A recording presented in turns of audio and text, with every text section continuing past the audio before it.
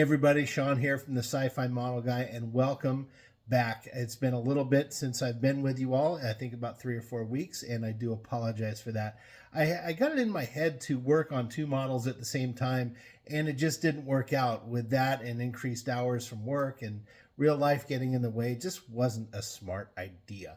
So with that said, I put all my effort into finishing this model here before you, and so let's talk about it here. This here is the USS Constellation, and it is a modified version of the USS Enterprise 650 scale kit that we built a series on before from AMT.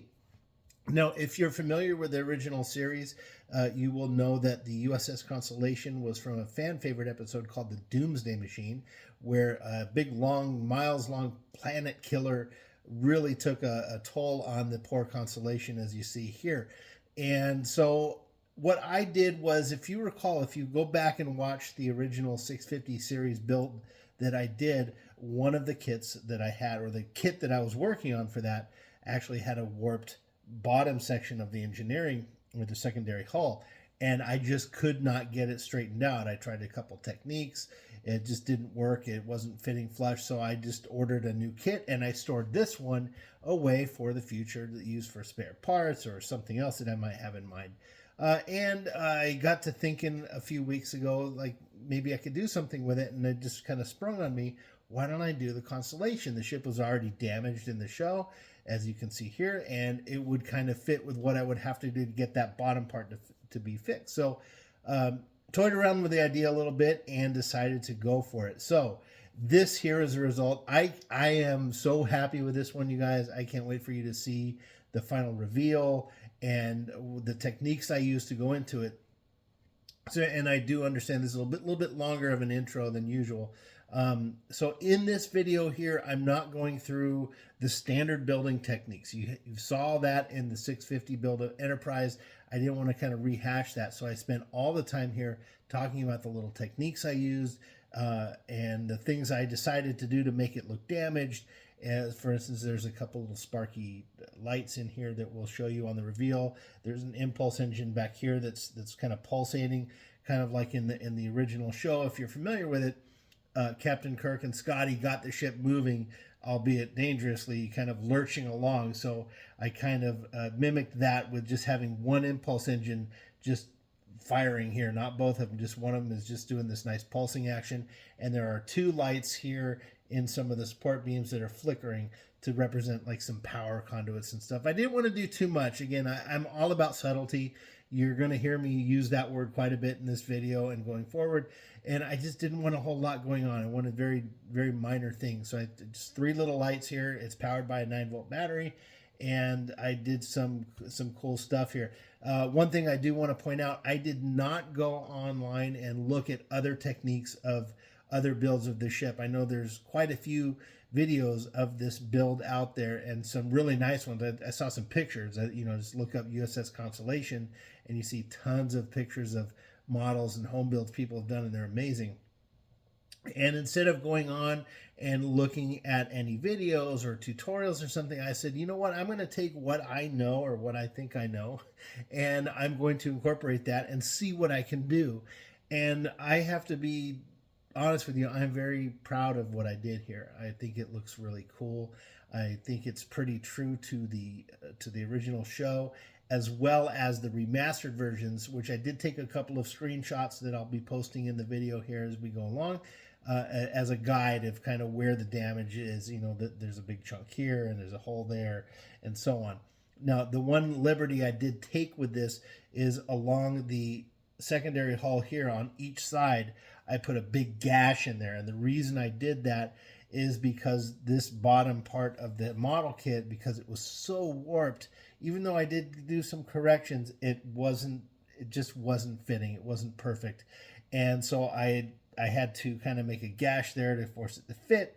And then on the back here, I actually ended up cutting this bottom part into 4 separate pieces and then just kind of fitting them together and doing some putty work. So I got some good experience doing some putty work and some seam line stuff. All in all, everyone, I am very proud of this build here, and I'm really happy with the way it came out. Now, all that's out of the way, let's talk about who this model's for. This model I built for a great YouTuber named Admiral Teague. Admiral Teague is a sci-fi Star Trek fan to the core. He has a wonderful series on his channel called Saving Star Trek, where he does watch parties of old shows, of some of the movies. They review some of the newer Trek stuff and talk about it. And it's just a wonderful channel, and he's doing his part to keep Star Trek alive and in the conversation. And Admiral Teague has been just a champion of mine. For some reason, he's just been shouting out this channel and giving me all kinds of compliments, and I really, really appreciate it. Admiral Teague, if you're watching, thank you, brother, so much for all the support. I really deeply thank you. And for that, I wanted to give this to you as a thanks, because I do know that the Doomsday Machine is one of your personal favorites, and I hope I've done something that you will appreciate here and cherish as much as I would cherish some of the models, and that I cherish your support. So thank you, thank you, thank you. And to everyone watching, please go ahead and check out Admiral Teague's channel, Saving Star Trek. It's a wonderful series. Now, just full disclosure, the show does get to be a little bit PG-13 in content and some of the language that's used, and I'm not knocking that at all whatsoever. I am just doing a full disclosure because some of you who may be watching might be wanting to get your children into the show or to Star Trek or something like that.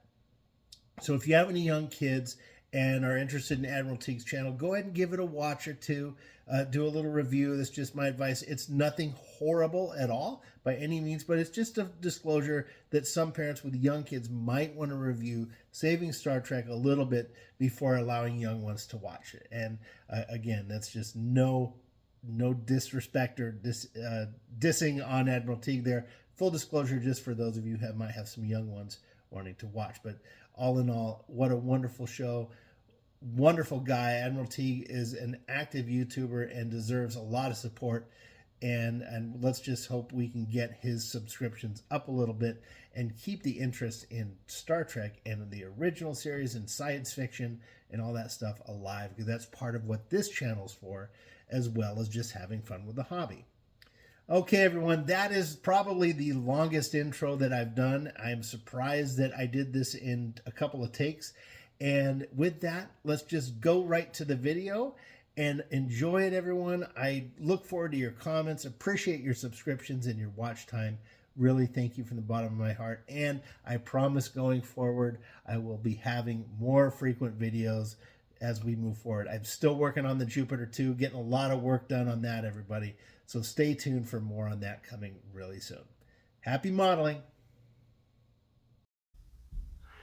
Well, here we go, everybody. We're going to start messing up a model here.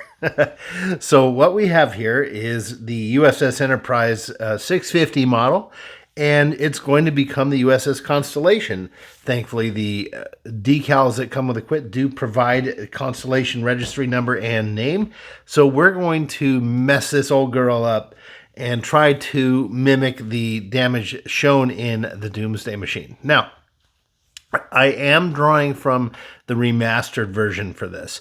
So for the purists out there, I do apologize. I understand the desire to stay with tradition and stay with the original. However, the damage shown in the remastered version is much cooler. I just must say, it's a lot cooler, I think.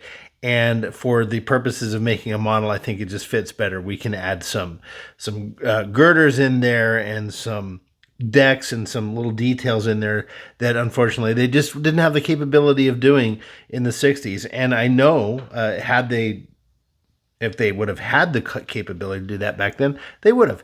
And I'm in the camp of that I like the remastered versions. They seem to do good homage to the original. They don't overdo it. It's not over the top, and it's kind of staying in the spirit of the original. So all that out of the way. So for you purists out there, I understand, but I'm doing it this way. So let's talk about the damage that I've gone. So I've pulled out my trusty purple Sharpie that I've used for a bunch of stuff, and I have marked out damage areas. I'm going to throw on the screen right now some reference photos that I grabbed to kind of map this out.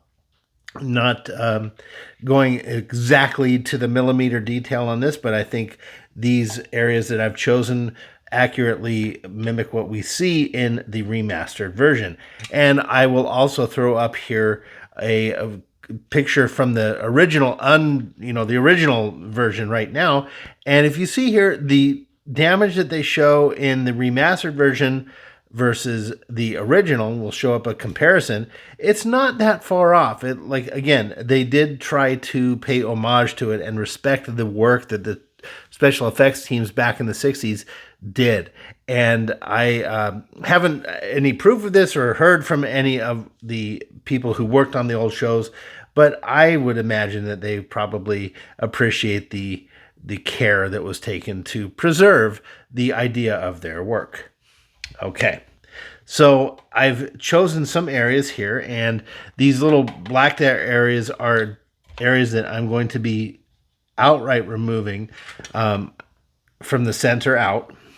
Okay, so I'm going to do this. So these are like the points of impact, I guess, of the anti-proton beam shot out by the Doomsday Machine. I've got a few here underneath as well.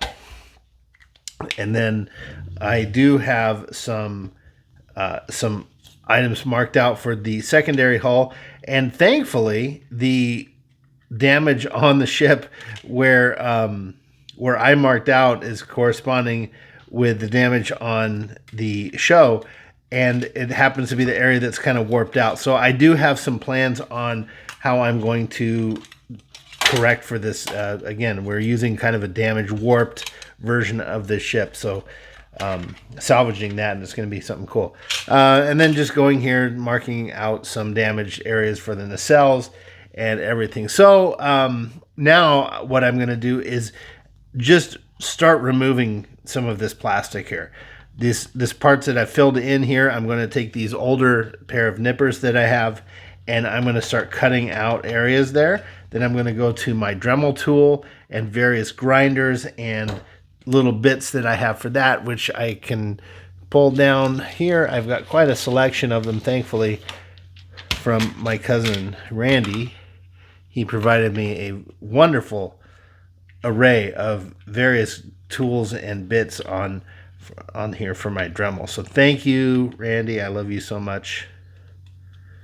Thank you for these. These are invaluable. So tons of tools there for this. And we'll use some sanding sticks. And then I don't have them pulled out right now, but I have a whole bunch of styrene, plastic, flexible stuff that I'm going to be using to create different layers of skins per se, and different tubes and square girders and everything that I know some techniques I'm going to use to curve them around. This is going to be really cool, everyone. So, and just as a last point here on this little part of the video, I am not going to any other YouTube videos for this one to see what other folks have done. This one I've made a decision, foolishly or not, to wing it. I want to test my ability to scratch build, to be creative, to do some cool stuff here. So again, I'm not looking at any other videos on YouTube. So if there's similarities in techniques, then I will consider myself lucky that I've stumbled upon something that works. So yeah, a little bit of a test of my own abilities and test skills. But again, I'm just trying to kind of think outside of the box sometimes. And there's times where I want to follow what others have done. There's times I want to innovate on my own. And I know that nothing I'm doing is going to be absolutely unique. So all's fair, I suppose. Anyway, yeah, I guess I don't know if that's going to help anyone out there that's beginning or looking to scratch build or do things on their own. I'm not afraid of this. So that's the one thing I've learned as far as being artistic and creative. Don't be afraid to do it. Just go for it. So we're going for it. We're going to see what we can create. And I'm really excited on this one. We're going to have a lot of fun. And we'll see you in the next segment after I get some of this stuff knocked out, and then we'll talk more. See you in the next section.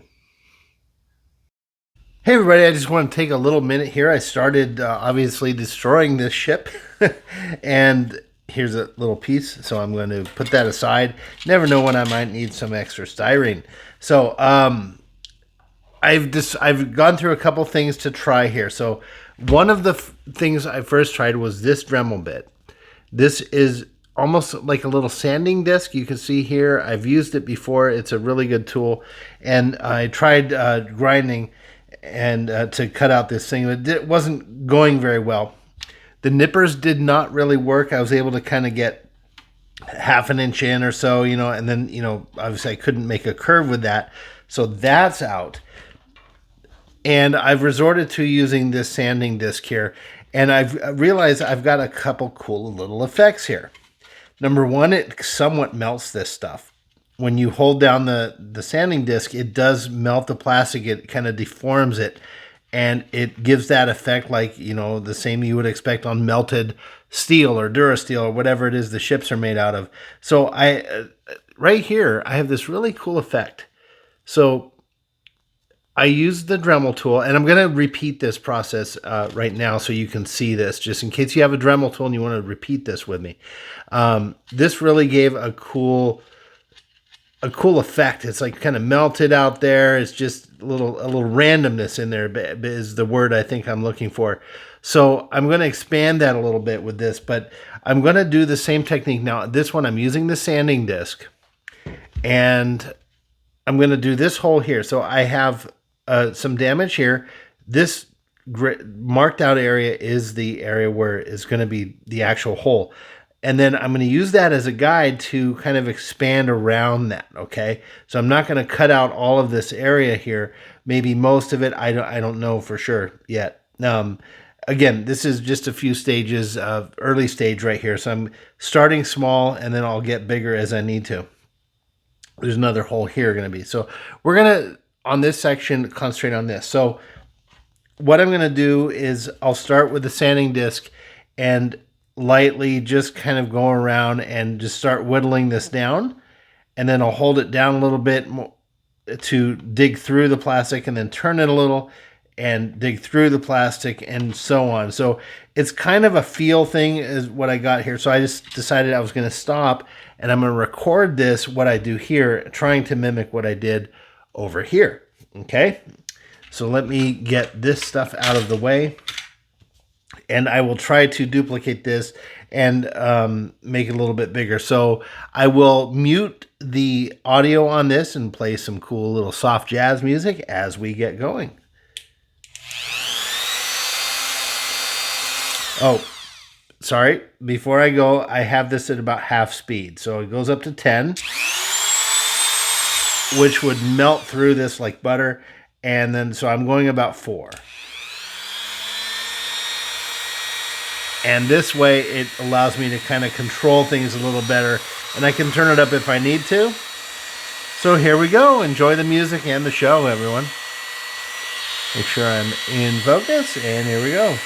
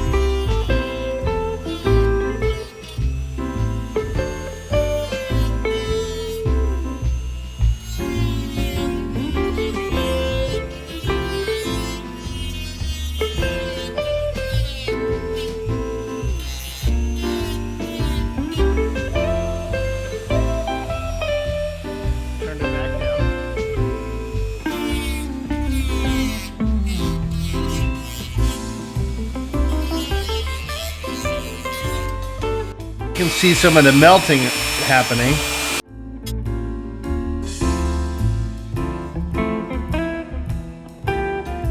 Okay, I'm going to stop right here, and I want you to notice here now I'm starting to go at an angle here and not directly through. So the angle will help kind of curve the damage down, and give it a little bit more of a realistic look. So in addition to that, everyone, I want to make sure you all know I am wearing these safety goggles. If you're doing something like this, please be safe, because these little bits of plastic fly off everywhere and they could get into your eyes very, very easily. Now, I'm not wearing a mask, obviously, because I have to be talking into the mic, but I'm not detecting any dust coming up. There's no particles flying around in the air per se. However, the resin pieces that I cut earlier with the Jupiter 2 figurines, resin figures do create a significant amount of dust, and you do need to have a mask. So, but if you're doing this at home alone, I do recommend wear a mask anyway, as well as, at a minimum, your eye protection, because these little things will get into your eyeballs, folks. All right, public safety message completed, and I will continue.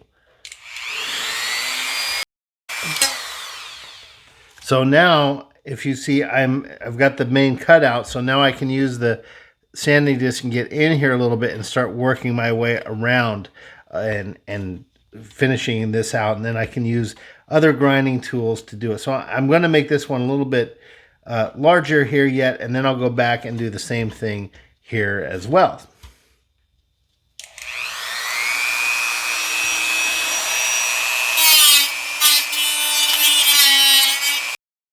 All right, I'm stopping there. That looks pretty good.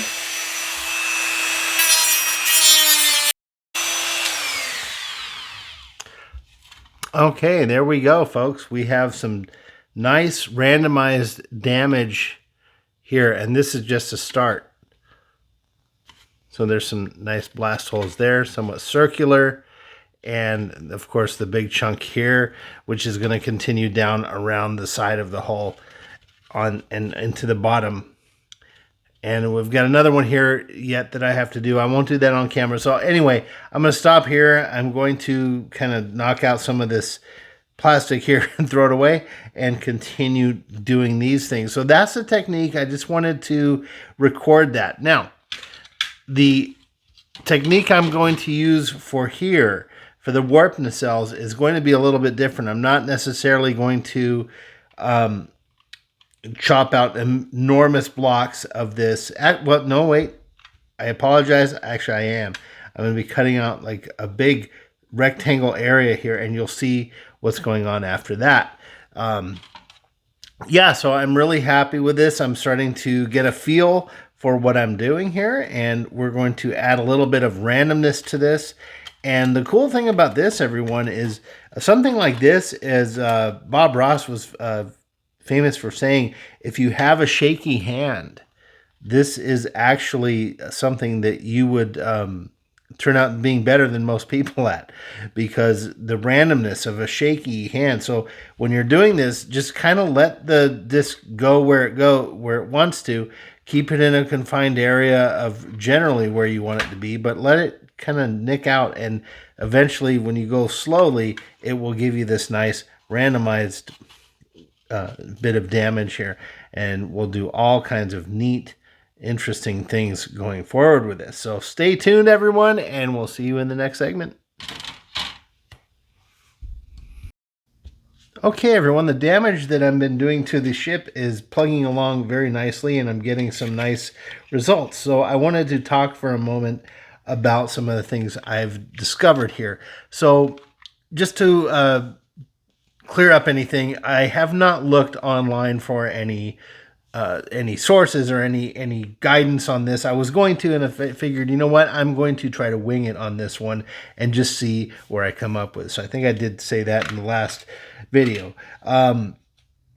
Okay, so for the damage as I was going along, and I realized that this sanding disc, although it does a great job of cutting big pieces of material out, it doesn't look natural, or the results don't look like something that was blasted and blown apart. It was just these straight cuts, and I don't want that. This is the damage done to the Constellation wasn't done by a lightsaber, so I needed the metal to look distorted and twisted and melted and all that kind of stuff. So I went with an approach of let's make it look jagged, at least on this outside part, and I developed a little technique or I discovered a little technique, and you can see here that it looks jagged, almost like a saw too. So it was very simple what I did. So I'm just going to share a little sample of that right here. So I'm going to, this part right here, I'm going to do the technique I was talking about. So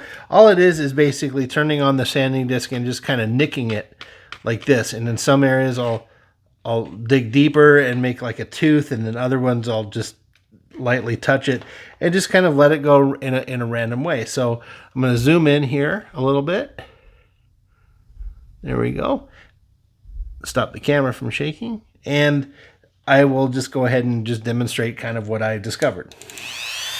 So the Dremel's at about half power.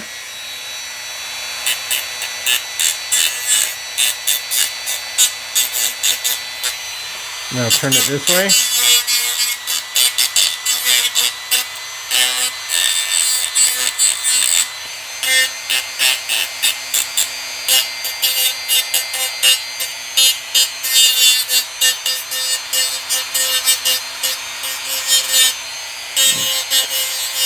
Some of them I'll do a little longer and some a little shorter. And just a little bit more. And there we go. And then to clean it up, I'll just run the Dremel tool along the inside.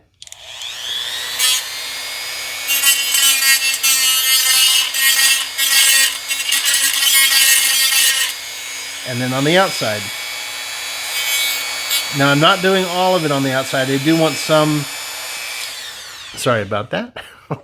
I'm not doing all of it perfectly smooth on the outside because I want some of the metal to be showing a little bit. So that's fine. I'm just using my finger and knocking off these pieces. So there we go. And it's a kind of a good randomization of damage. So I'm going to take the bottom half. I'll put it together here. And of course, it's kind of hard to hold this together here. So there we go. We have a nice big swath of damage there and a big hole here.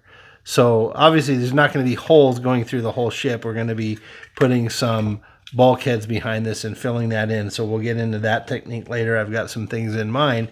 Now, the only little license I took with this part here, again, I did take pictures of the remastered version and of the original show, and I've tried to duplicate all the damage, but I did do some extra here.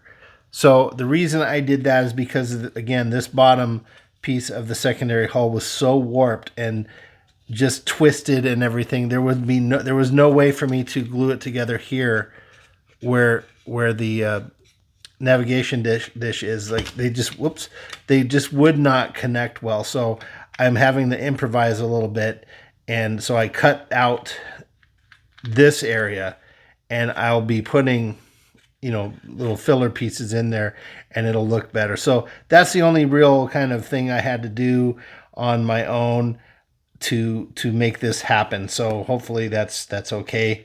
I think so. It's going to be kind of like this here. It's like a big rip there. And okay, so that's it for now. I'm going to go ahead and do the same thing over here and clean this up a little bit. Now this dark here is actually burn from the disc. I let it sit there a little too long. So I'm going to clean all that up, but I do kind of like this rip. It's like a glancing blow there. So I'm trying to make these damaged things each have their own unique look. So the secondary hull here has the teeth thing going on. The nacelle here it's like it was ripped straight through and gone this way. And the saucer section here is pretty good. I like this one here is kind of randomized. It looked like this one did go right through. So I will have a definite hole there. And I have to cut a little bit more out of here to make it a little more realistic. And here as well, kind of round this one out. And there. And yeah, it's all looking really good, everybody. I'm pretty happy with how this is turning out. Now the bottom here is really melted away. So I'm going to knock some of that out and clean this up. and chip away at that. But I do like the kind of melted look to it.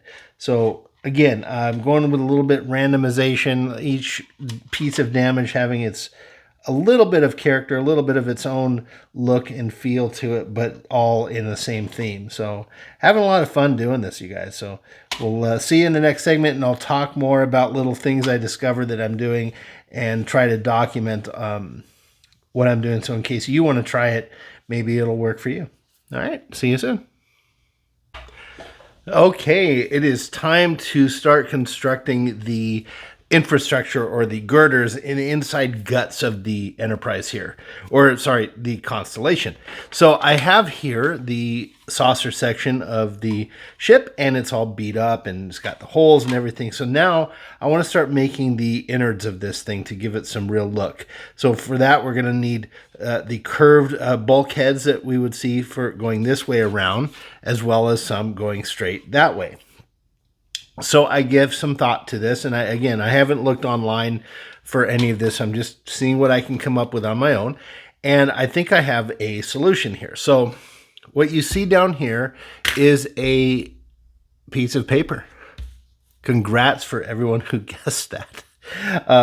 Yeah, so it's just a little piece of a paper from a notebook, and what I did was I took the saucer section and put the old protractor compass right in the middle and just roughly got the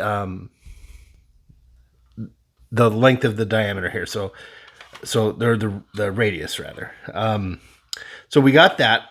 So I have the basic curvature of the outside. So now I'm going to flip the side here because I already did that once. So I've got this first bit, and what I'm going to do, I'm going to mark the center where I'm going to put this thing right there, and I'm going to go ahead and put the center there so I know where it is. I can come back to it, and I'm just going to draw the outside. So here's the outside, right? Now I want to have them, the bulkheads, a reasonable distance apart. So I'm going to, I loosened it up, and I'm going to put this back in the center, and I'll say about there. And all I'm going to do here is just shorten this by a little bit each time to get some varying lengths. As long as I keep the center there in the right spot, these are all going to look okay. I'll just do one more. And that looks about right. It looks like we have a little bit of a rainbow here. I'll zoom in. Okay. And so this is going to be my template. So now I know that these curves I made are going to be relatively accurate to the center of the ship. And here's what I'm going to do with those. So I have here in my little hands a set of styrene rods. That is not an X-Acto knife. Sorry, folks, it's about 2 o'clock in the morning here. Okay, so I have these here.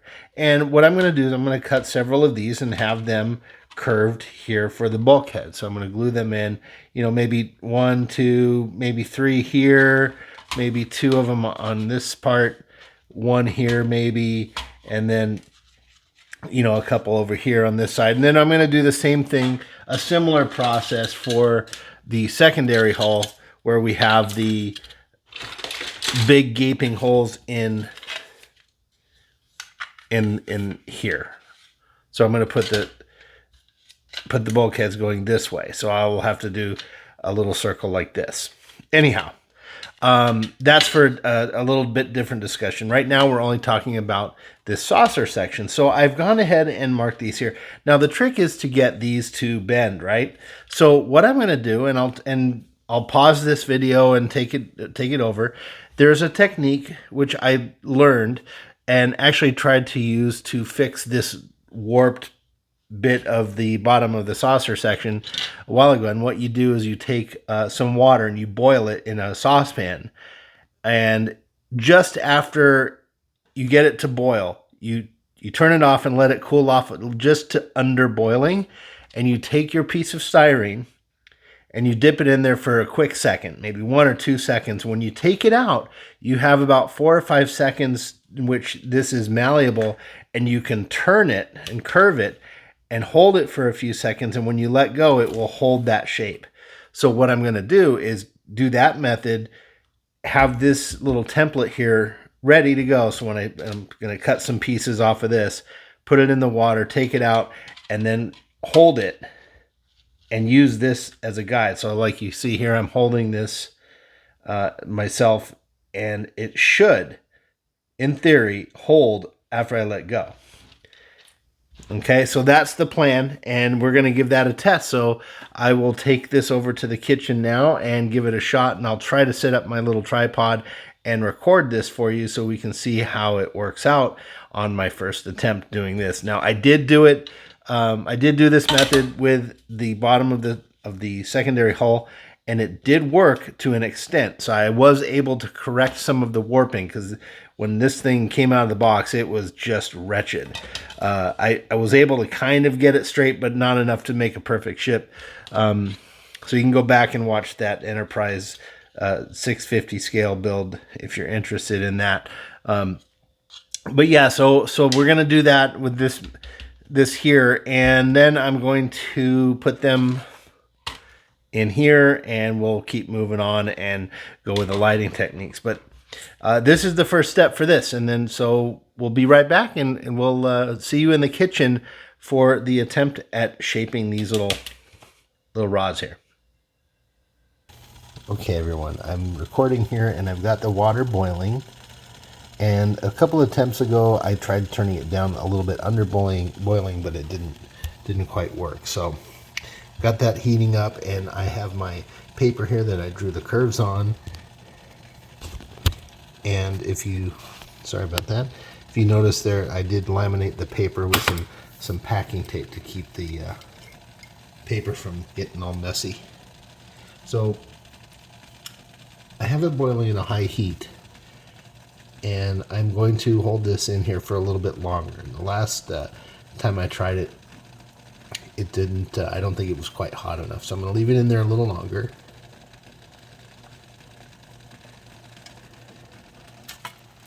All right. That should do it. I'll put it down and immediately go to holding it.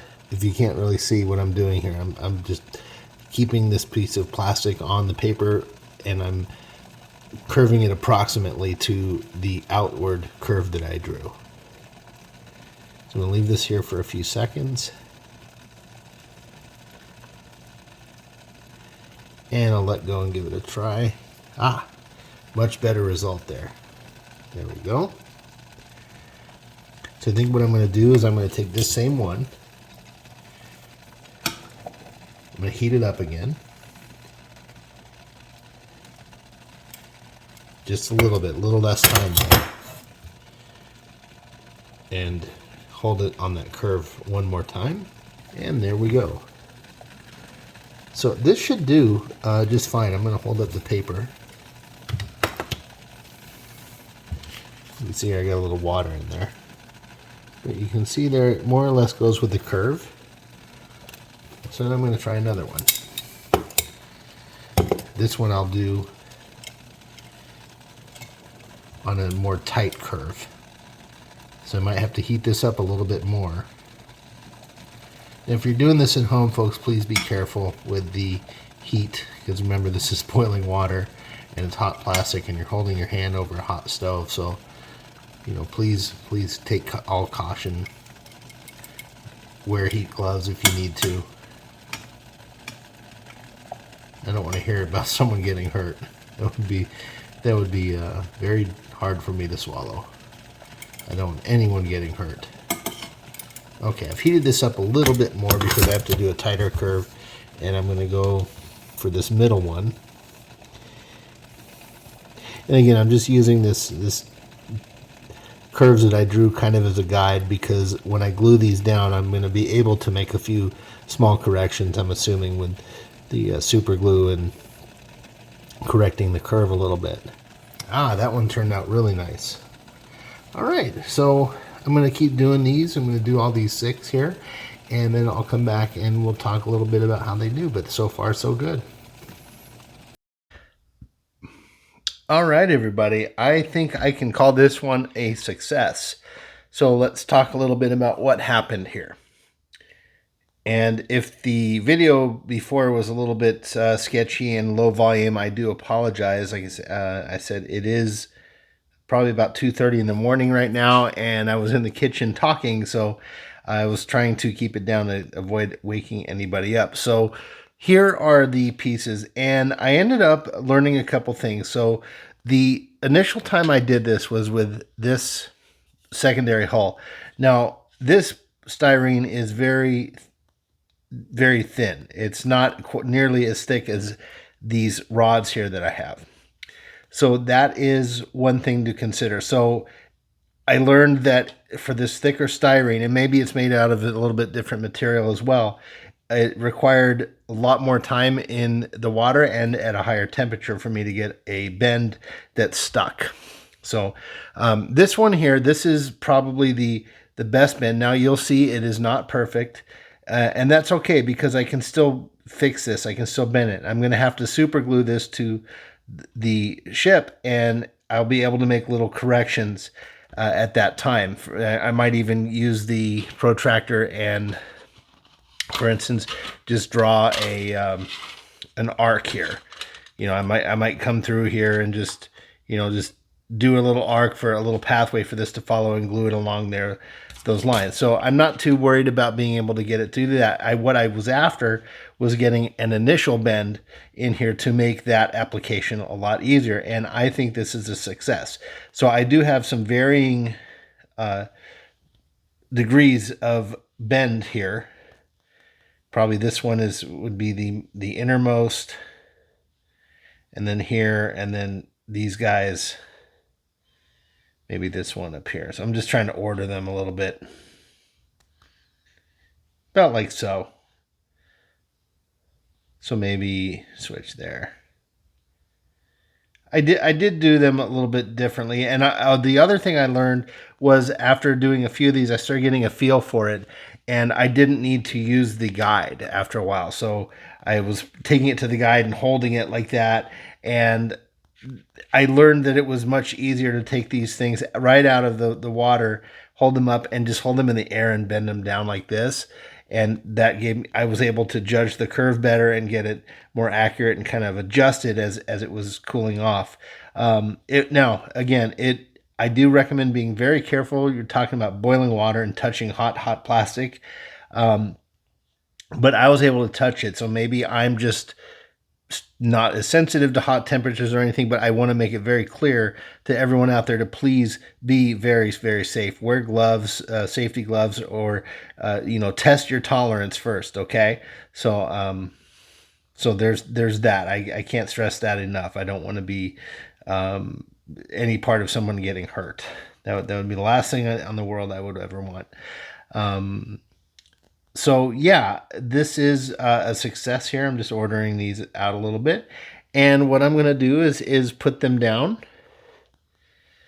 and see how they go. So I'm going to have to cut these a little bit too. So there's that. And, I'll glue it in there and I'll bend it around and we'll put a couple bulkheads in here.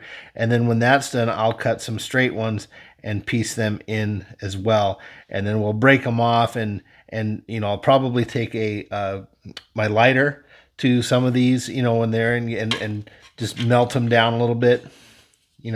I'll just do a little example. Just take the lighter and just lightly burn it. Now, again, if you're going to do this at home, make sure you're ventilated and everything, because this styrene can get let off some fumes. So you can also really melt this stuff and bend it. You have a lot of time here to bend this stuff and really make it kind of contorted and weird. So like that, I could probably even take my lighter to this and heat it up and bend it a little easier. I don't want to do that though. I don't want to risk getting too many fumes here in the garage. I have the door closed and everything, but there's a good example of the power the lighter, and you can really make this stuff look pretty realistic and bent and really wrecked. So, which is what we're trying to do. So, I'm gonna have a good time. I'm gonna have a lot of fun doing this. I'll probably film some of it, take some clips out. Just film a long version of it and just talk as I'm learning things. But yeah, this is going to be a lot of fun, everyone. I can't wait to get this in there. And once I get those girders placed and everything, then we'll talk about getting some of these flickering lights in here and laying them in and testing where we want them. I might even use some fiber optics to get some very tiny points of light. And we're going to be a little creative here. So, not too much. I'm thinking maybe 5 or 6 flickering lights will be at the most for this thing. Too much is going to be overkill. Maybe one or two for this big hole here. So maybe 1 or 2 flickering lights here, one there, maybe one here, I'm not sure, and one of them down on the bottom here, and that's going to be it. And then for the impulse engines, I have a pulsating one that I'm going to do for one of the impulse engines.